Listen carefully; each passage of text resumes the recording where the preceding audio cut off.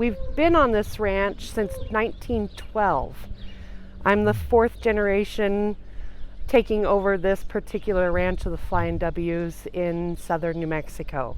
We're 8 miles from the Mexican border, and our closest border, or our closest town, is almost 55 miles away. We plan to stay on this ranch for as long as we possibly can.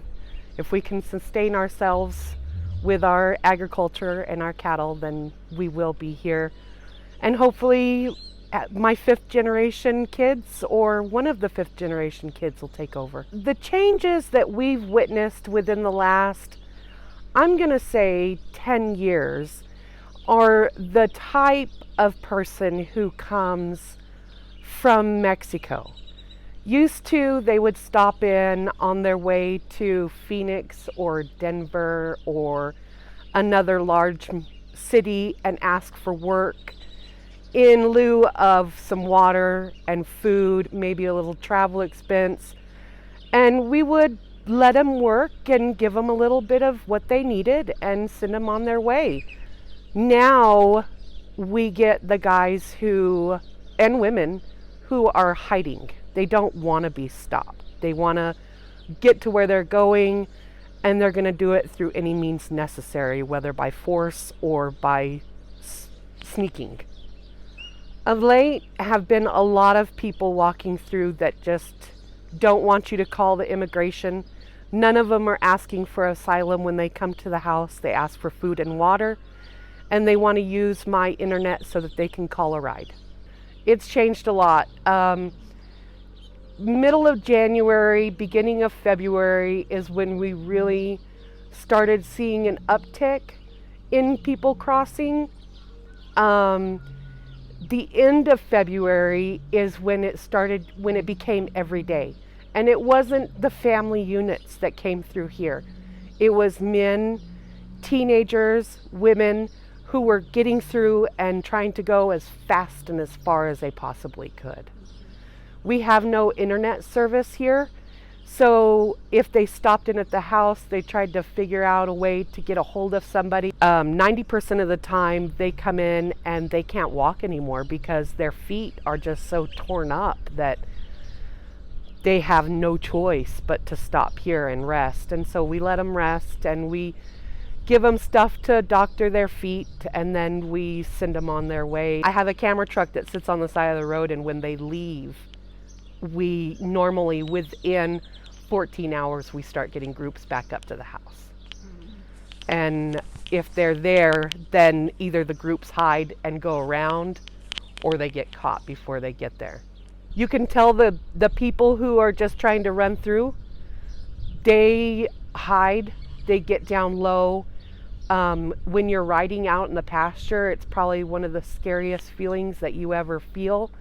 When you're just riding your horse out and there's 4 guys underneath a bush and they're staring at you, and you don't know whether you should acknowledge them or pretend you never even saw them. I have 2 little kids. I don't want my fear to rub off on them, but you can't help it sometimes because my nearest neighbor is 6 miles away.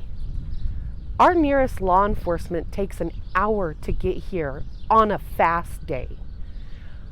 I hate telling my kids they can't leave my 200 square foot yard because somebody might do something.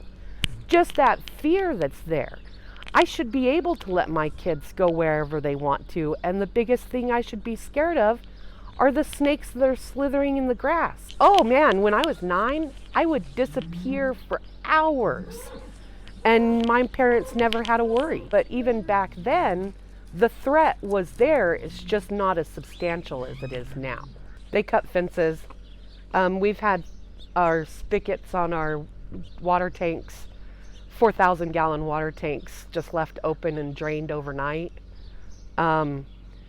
which not only starves my cattle, it starves all the wildlife too. And if we don't get up there, it could be 3 days before we find it. I have almost 40 square miles of fencing here. The only time I would find a cut fence is if I have cattle through it. in the wrong pasture.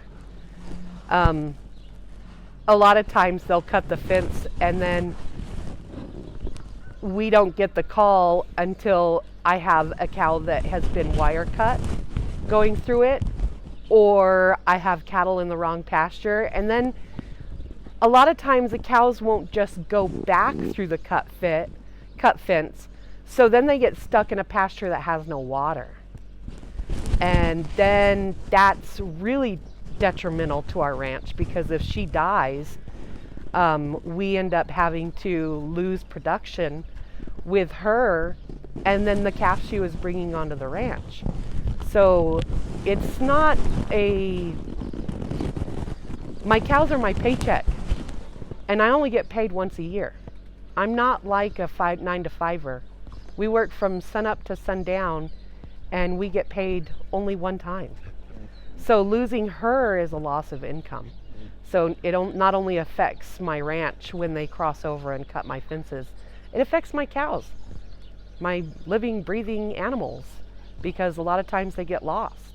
And then if there's no water, then they will die. If the current administration doesn't want to build the wall, the most we can hope for is for them to continue on with the virtual wall that they want. If we can just stop the traffic from coming in, and then we have to look at our visa laws. We've got to look at the laws for our immigration so that it's not so hard for them.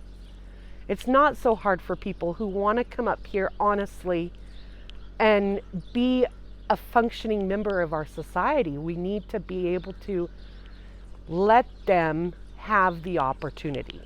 We're letting them in here, it's almost unchecked with how they are coming in. And they're not doing anything except taking care of them when they do get here. It's not fair for anyone. It's not fair for a person in another country who's trying to get in legally and she can't come in or he can't come in because of the thousands of people who are coming across already illegally. I shouldn't have to worry about my kids walking down the road a half a mile if they want to, only for the pure fact that I shouldn't have criminals out here.